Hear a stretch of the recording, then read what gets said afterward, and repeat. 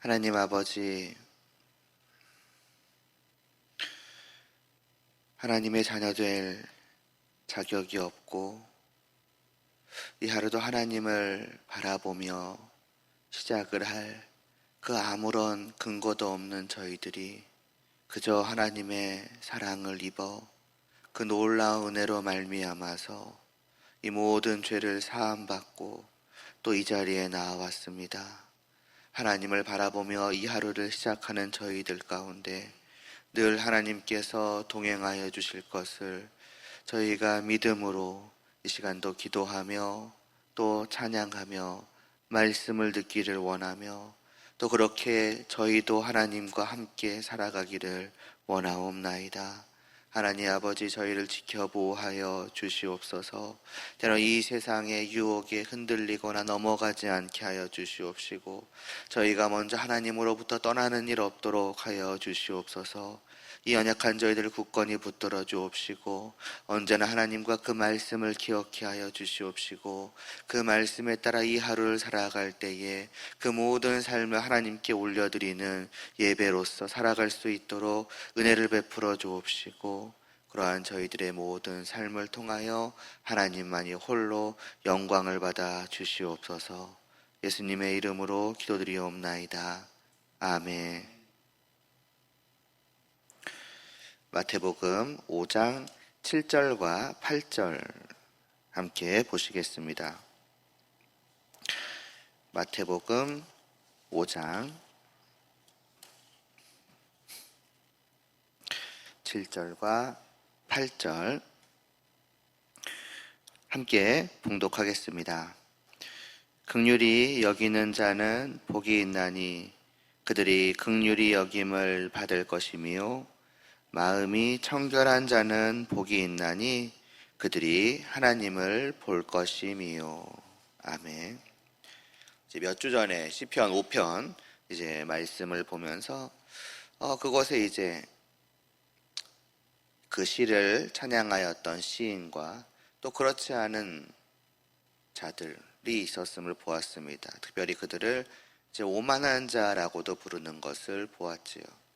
하나님이 계시다라고 말을 하고 그 하나님이 어떠한 분이신지를 이제 말하여도 정말 듣지 않는 자들이 있는 것입니다. 그 앞에 나는 상관없다는 식으로 나는 그 하나님의 심판과 무관하다는 식으로 고개를 뻣뻣이 들고 있는 그러한 자들이 말하자면 악인인 것이고 결국 그들은 그 오만함 그대로 심판을 받을 것이라고 하였습니다. 반면에 그럼 시인과 같은 성도들은 어떠한가라고 하였을 때에 그러한 하나님의 말씀을 하나님이 계심과 그분의 심판에 대한 말씀을 또 우리가 죄인이라는 그러한 말씀을 들을 때에 그 오만했던 자들과는 반대로 그 고개가 숙여지고 또 무릎이 굽혀지고 자신의 죄의 악됨을 보게 되고 때로는 애통해 하게 되고 의에 줄이게 된다라고 이제 하였습니다. 그런 이제 말씀이 이 오늘 마태복음 이제 앞에 나와 있던 말씀이었죠. 그래서 그 전에 그 시편 5편에 이어서 마태복음 5장 3절에서부터 6절까지의 말씀을 이제 보았었는데 좀 기왕 본 김에 그 뒤에 이어지는 나머지 말씀까지도 좀 함께 보고자 좀 오늘 이제 본문을 보려고 합니다. 심령이 가난한 자는 복이 있다고 하였습니다. 하나님의 말씀을 통해 자기의 그 영혼의 가난함을, 자기의 죄인됨을 깨닫는 자가 복이 있다는 것입니다. 당장은 그는 애통할 것입니다. 자신의 죄인됨을 깨달아 알고 펑펑 울면서 나는 하나님과 함께할 수 없다는 그 사실로 인해서 슬퍼하며 부르짖을 것입니다. 자기에게 의의를 달라고 하나님께로 나아가기를 소망하니 그러나 나는 그 의의를 가질 수가 없으니 부디 나의 죄를 씻어주고 나에게 하나님께로 나아갈 자격을 말하자면 그 의의를 주실 분을 말하자면 간구하게 된다고 하였습니다. 그것이 온유한 자이죠. 비록 그는 애통합니다. 말하자면 거짓처럼 구걸합니다. 그런데 그는 복되다고 하였습니다. 왜냐하면 주님께서 그러한 그의 간구를 들어주실 것이기 때문입니다. 그에게 아낌없이 하나님께로 나아갈 수 있는 온전한 완전한 의를 부어주실 것이기 때문에 결국에는 그는 그 의를 손에 넣고 그 영혼에 가득 품고 기뻐 뛰며 하나님께로 나아가서 하나님과 함께하는 그 복락을 누리게 되겠지요. 이제 오늘 말씀은 그렇게 된 다음입니다. 그럼 이제 그러한 사람은 어떻게 될 것이냐입니다. 먼저 주님은 말씀하시기를 긍휼히 여기는 자는 복이 있다라고 하였습니다. 곧 그렇게 된 사람은 이제는 다른 사람을 긍휼히 여기게 된다라는 것입니다.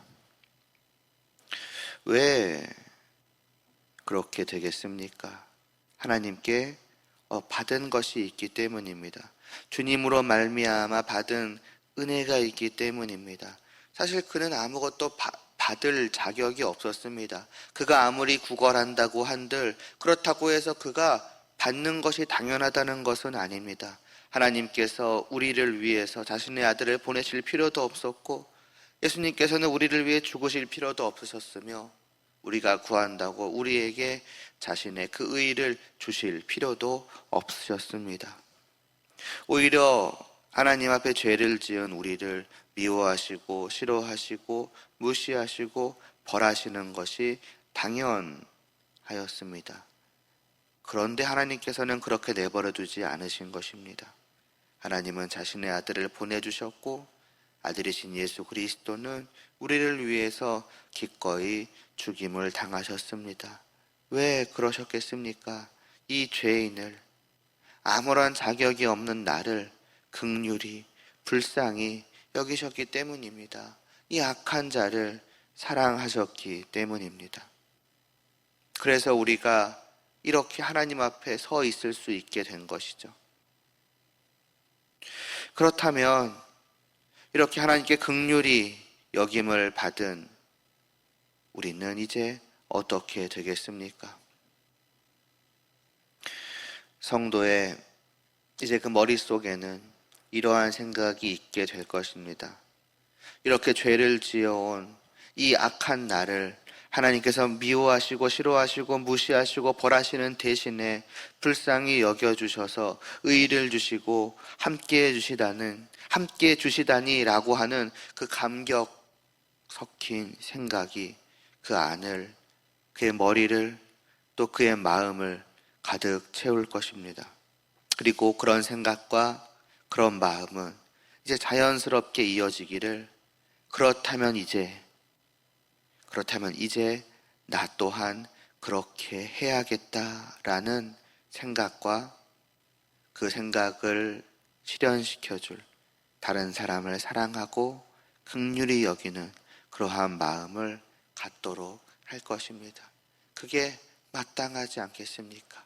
내가 공짜로 받았으니, 내가 거저 받았으니 나 또한 거저 줘야겠다라는 생각을 하는 것입니다.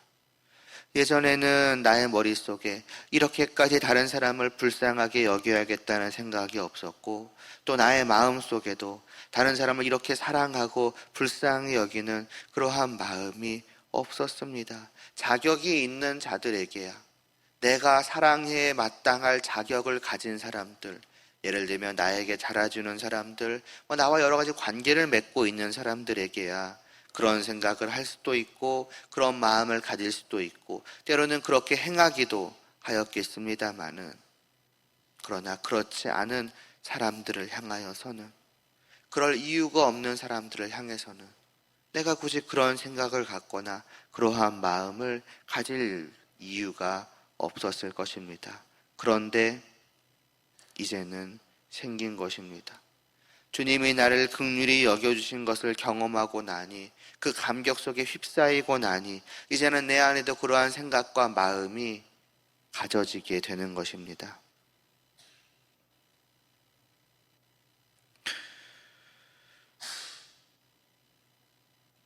이 긍휼히 여기는 마음은 심지어는 더 나아가서, 이 자격 없는 자라고 하는 것은 더 나아가서 나를 미워하고 공격하기까지 하는 사람들, 나의 적들을 향해서까지 라는 것을 우리는 생각을 해볼 필요가 있습니다.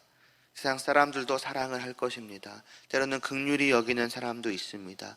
그러나 이렇게까지 하는 사람은 극히 적으며 그것이 진실된 사랑에서 우러나온 사람은 없다고 봐도 좋을 것입니다.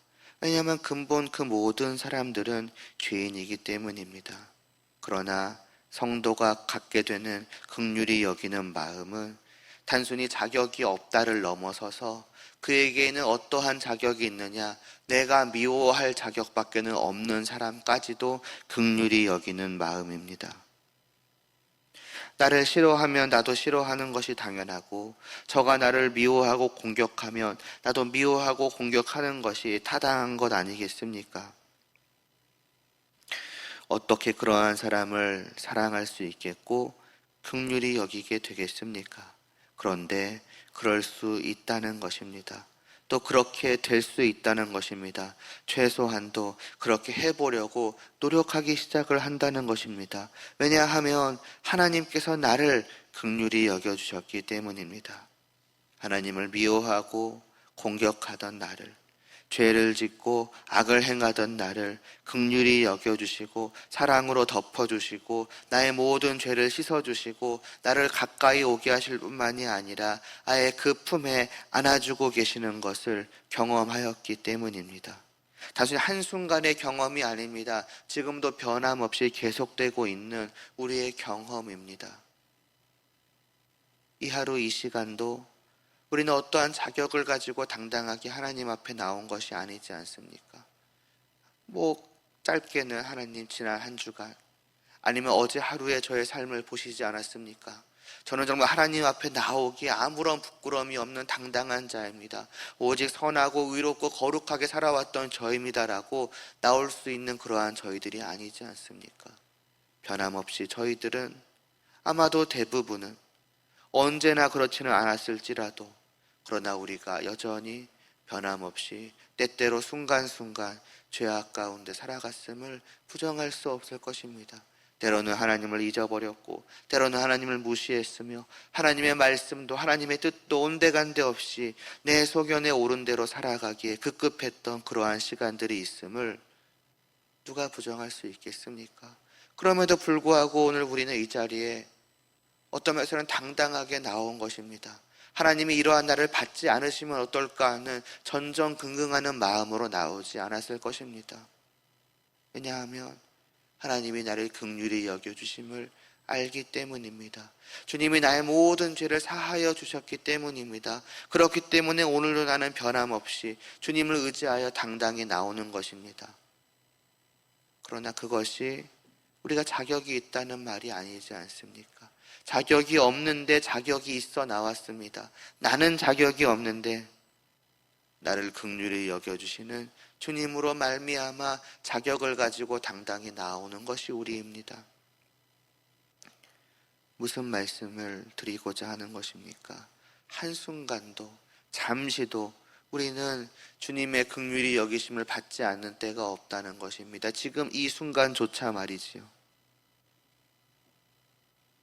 그렇기 때문에 우리 안에는 자연스레 앞서 말씀드린 것처럼 그 긍휼히 여김을 받음으로 말미암은 감격과 감동과 감사가 있기 때문이고, 그래서 그러한 마음이, 그렇게 하나님을 향해 가졌던 마음이 이제는 사람들을 향해서도 나타나게 되기 마련이라는 것입니다. 최소한도 이렇게 해야지. 내가 하나님께 이러한 놀라운 긍휼을 받았는데 내가 다른 사람들도 이렇게 긍휼히 여겨봐야지라는 최소한의 최소한도 그 생각을 갖기 마련이라는 것입니다. 그렇기 때문에 성도는 어떤 사람인가?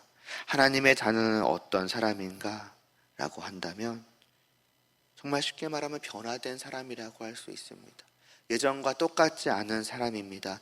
예전에는과는 달라진 사람입니다. 생각도 마음 먹는 것도 특별히 다른 사람을 대함에 있어서 긍휼히 여기지 못하였던 내가 긍휼히 여길 수 있게 된 사람, 그런 사람이 바로 성도라는 것입니다. 바로 그 사실을 우리가 앞서 언급했던 시편 5편이 보여주고 있는 것입니다. 이 시인은 성도들에게 하나님을 전했습니다. 그러나 그들은 말하자면 시인을 통해서 하나님을 전함을 받을 만한 사람들이 아니었습니다. 다르게 말하면 시인은 그들에게 하나님을 알라고 사실은 말할 필요가 없었습니다. 너희는 하나님을 알고 하나님께로 돌아오라고, 내가 하나님의 집에 들어가니 얼마나 복된지 모르다고, 그러니 너희도 하나님의 집에 들어오라고, 그런 이야기를 할 만한 사람들이 아니었습니다. 그들은 하나님의 대적이었습니다. 그 순간에도 말하자면 시인을 핍박하고 괴롭히고 더 나아가선 죽이려고 달려들고 있는 사람들이었습니다. 그럼 그들에게 그저 시인이 말할 만한 것은 나는 하나님과 함께하고 있다. 나와 함께 하시는 하나님이 너희를 어찌 보시겠느냐, 심판하지 않으시겠느냐, 그냥 두려워 떨어라라는 그 말로도 충분했을 것입니다. 그러나 시인은 그것으로 끝나지 않았습니다. 나도 죄인이었음에도 불구하고 지금 하나님의 집에 들어와 있다라고, 그런 하나님을 알라고 말하는 것은 무슨 뜻이겠습니까? 너희도 늦지 않았다고, 너희 죄를 고백하고 하나님의 긍휼하심을 힘입어 하나님의 집으로 들어와서 내가 누리는 복락을 너희도 누리기를 원한다고. 그는 실제로 그렇게 고백을 한 것입니다. 그들에게 말한 것입니다. 왜 그랬겠습니까? 자기가 먼저 하나님의 긍휼하심을 입었기 때문입니다. 그러니까 지금 눈앞에서 자기의 목을 조르고 있고 자기를 죽이려고 달려드는 저들에게도 그렇게 긍휼히 여김을 보일 수 있었던 것입니다. 그것이 성도라는 것이지요.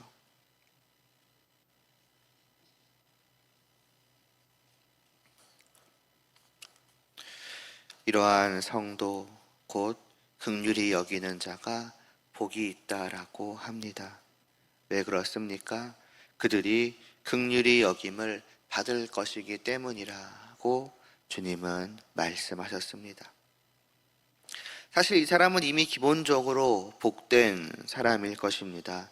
다른 사람을 긍휼히 여기는 그 순간 그는 이미 복 있는 사람, 행복한 사람입니다. 왜냐하면 좀 전에 말씀드린 것처럼 그 사람이 그렇게 한다는 것은 이미 그가 하나님께 긍휼히 여김을 받고 있기 때문입니다. 이미 복된 상태인 것입니다. 그런데 거기에 더해서 주님은 또한 이 사람이 복이 있다라고, 너희가 긍휼히 여김으로 말미암아 더욱더 복될 것이라고 말씀을 하십니다. 왜냐하면 그런 너희가 긍휼히 여김을 받을 것이기 때문이라 하십니다. 누구에게 이겠습니까? 당연히 하나님께죠. 그러니까 하나님께 긍휼히 여김을 받는 이 사람이 이제 다른 사람을 긍휼히 여기게 될 때에 그런 사람을 하나님은 또 어쩌면 더욱더 긍휼히 여겨주신다는 것, 이렇게도 우리는 생각해 볼 수 있습니다. 조금 다르게 말하자면 다른 사람을 긍휼히 여길 때에 성도는 계속해서 하나님께서 자신을 사랑하여 주시고 불쌍히 여겨 주신다는 것을 맛보고 느낀다는 것입니다. 기본적으로도 그는 하나님의 긍휼히 여기심을 받아 누리는 상태 속에 있지만은, 그러나 또한 자기가 그렇게 긍휼히 여길 때에 그것은 단순히 저 사람이 나를 통해 긍휼히 여김을 받는 은혜를 누리는 것만이 아니라 그렇게 하는 나 자신 또한 내가 긍휼히 여겨 봄으로써 새삼스럽게 하나님으로부터 긍휼히 여김을 받는 것을 맛보고 느낀다는 것입니다. 아, 나의 사랑하는 하나님께서 이런 나를 지금도 또 긍휼히 여겨 주시고 계시는구나. 오늘도 내가 하나님께 죄를 지을 때에 하나님이 그런 나를 싫어하시고 미워하시는 것이 아니라 불쌍히 여겨주시고 용서하여 주시고 계속해서 사랑하여 주시고 함께하여 주시는구나 라고 하는 것을 내가 해봄으로써 또한 느끼게 된다는 것입니다. 맛본다는 것입니다. 당연하지 않겠습니까? 나를 긍휼히 여겨주신 하나님께서 내가 다른 사람을 긍휼히 여길 때에 그런 나를 보시고 어떤 마음을 가지시겠습니까? 사랑하는 나의 자녀가 나와 같이 다른 사람을 긍휼히 여길 줄을 아는구나, 나와 같이 다른 사람을 사랑하고 용서할 줄 아는구나 하고 기뻐하시지 않겠습니까? 그런 나를 더욱 사랑하여 주시고 그런 나를 더욱 긍휼히 여겨주시고 용서하여 주시고 함께하여 주시지 않으시겠습니까? 자녀를 대하는 부모님의 마음을 생각해 보시기를 바랍니다. 그러니 그 사람은 자연스럽게 더욱더 행복할 수 있는 것이지요. 반대로 생각을 해보시기 바랍니다. 만일 하나님께 긍휼히 여김을 받고 하나님의 자녀가 된 내가 밖에 나아가서 다른 사람을 긍휼히 여기지 않고 사랑하지 않고 용서하지 않는다면 과연 하나님께서 그러한 나의 모습을 좋아하시겠으며 그런 나를 기뻐하시겠으며 그런 나를 긍휼히 여겨주시겠습니까? 그런 나에게 내가 너를 긍휼히 여겨 너의 모든 죄를 다 용서해 주었고 너를 나의 자녀 되게 하였는데 너는 어째서 다른 사람을 불쌍히 여기지 않느냐고, 내가 그런 너를 불쌍히 여겨야 하겠느냐고 말씀하셔도 전혀 이상하지 않을 것이며 그러한 나를 벌하신다 한들 전혀 이상하지 않겠습니까? 그럼 그 사람이 어찌 행복할 수가 있겠습니까? 다른 사람을 긍휼히 여기는 사람이 하나님의 긍휼히 여기심을 받고 행복할 수가 있는 것입니다. 물론 그렇게 긍휼히 여기지 못하는 나를 하나님이 내치시기 하겠으며 버리기 하시겠습니까? 그러니까 괜찮은 것입니까? 어차피 하나님이 나를 어떻게 하시겠어라는 그러한 마음으로 살아가는 것이 복된 것이겠습니까? 그렇지 않을 것입니다. 자녀의 기쁨은 아버지와 끊임없이 사랑을 받아 누리는 것입니다. 나를 바라보는 아버지 얼굴 속에서 환한 미소와 만족스러운 그런 얼굴을, 기뻐하는 모습과 나를 바라보며 사랑스럽게 여기시는 그 얼굴을 바라보는 것이 자녀의 기쁨 아니겠습니까? 나를 바라보며 슬퍼하거나 안타까워하시거나 얼굴을 찌푸리시는 그러한 모습을 보는 것이 자녀에게 있어서 어찌 행복이 될 수 있겠습니까? 그러니 자녀의 행복은 분명합니다. 하나님께서 긍휼히 여기시는 나를 바라보시고 나를 긍휼히 여겨주시는 거기에 진실된 행복이 있는 것입니다. 오늘 하루 우리에겐 두 가지 길이 있습니다. 어차피 나는 하나님의 자녀이니 내가 뭘 해도 사랑해 주시겠지 하고 마음대로 살아감으로써 마음대로 사는 그 죄악을 즐거워하는 그 길입니다. 그러한 나를 얼굴을 찌푸리시는 모습을 보면서도 죄악이 즐거우니 상관없다라고 여기는 삶이 하나 있습니다. 다른 한편에는 반대의 삶이 있는 것이지요. 하나님, 나의 아버지만이 저의 진실된 기쁨이요 복락이 되시니 제가 어찌 그 아버지의 긍휼을 무시하고 아버지의 뜻을 무시하고 다른 사람을 긍휼히 여기기를 꺼려하며 살아가겠습니까? 힘들고 어려운 길이겠지만 그 길을 걸어가 보겠습니다. 아버지께서 저에게 하신 그대로 저도 다른 사람들을 사랑해 보겠습니다. 자격 없는 자들을 긍휼히 여겨 보겠습니다. 그런 저를 바라보시고 기뻐해 주시고 행복해 주시고 만족해 하여 주시고 그러한 저를 이 하루도 긍휼히 여겨 주시옵소서 하고 그 하나님이 주시는 긍휼을, 그 하나님의 사랑을, 나를 바라보는 그 하나님의 미소를 즐거워하는 또 하나의 길이 있습니다. 다만 그 길에는 죄악된 삶이 주는 죄악의 쾌락은 없겠지요. 그 두 길 중 우리는 어느 길을 걸어가야 하겠습니까? 너무나도 분명한 우리가 나아가야 할 그 길을 우리가 걸어감으로써 다름 아니라 주님께서 복되다라고 보증하신 그 복락을 이 하루도 우리가 풍성하게 하나님으로부터 받아 누릴 수 있게 되기를 소망합니다. 기도드리시겠습니다. 하나님 아버지, 주님의 한없는 사랑과 은혜를 힘입어 이 자리에 있게 된 저희들이 이 하루도 어떤 길로 나아가야 할지를 분명하게 보아 알게 하여 주심을 감사를 드리옵나이다. 분명히 살아가는 내내 많은 사람들을 만날 것입니다. 그들로부터 많은 일들을 경험하게 될 것입니다.